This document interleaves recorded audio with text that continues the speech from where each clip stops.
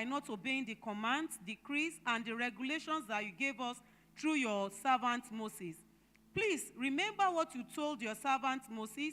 If you are unfaithful to me, and the prayer went on until the last, that is verse 10. The people you rescue by your great power and strong hand are your servants. Verse 11. Oh Lord, please hear my prayer. Listen to the prayers of those of us who delight in honoring you.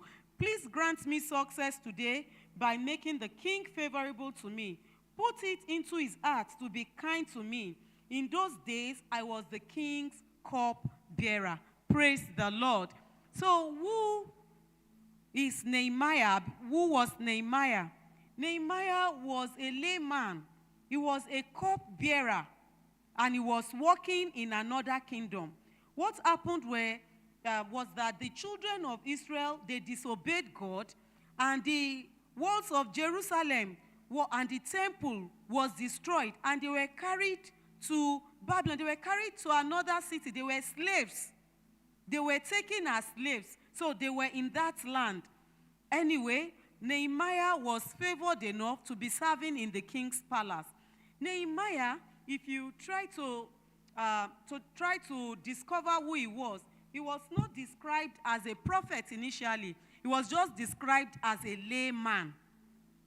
It was not as if he was a prophet, he saw God in a vision. No.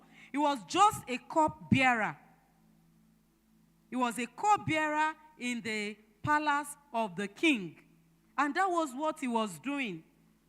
But something came out for us about this man Nehemiah.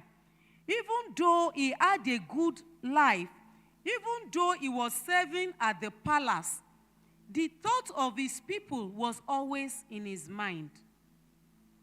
That was why when his brother and the other people came, he asked, how are my people doing? He was concerned. If we go to we have seen it from chapter 1. He was concerned about the plight of his brethren in Jerusalem. He asked them, Nehemiah could have just stayed and just say, oh, you guys are welcome, and serve them food, and he continues with his work. He was already secured. Nehemiah was secured in his place of service. If somebody was serving, if you say Nehemiah was serving at the king's palace, he just said somebody was serving in Aso Rock, and he was giving food directly to the president. That person would be earning big, and that person would, of course, he would have a comfortable life. So if his people had come from anywhere in the country, he could have just settled them in one of the nice guest houses, give them food, and just be okay. But this was a man that had passion for God and passion for his brethren. And as we learn more about Nehemiah, we will see that even though he was there at that point, it was for a purpose.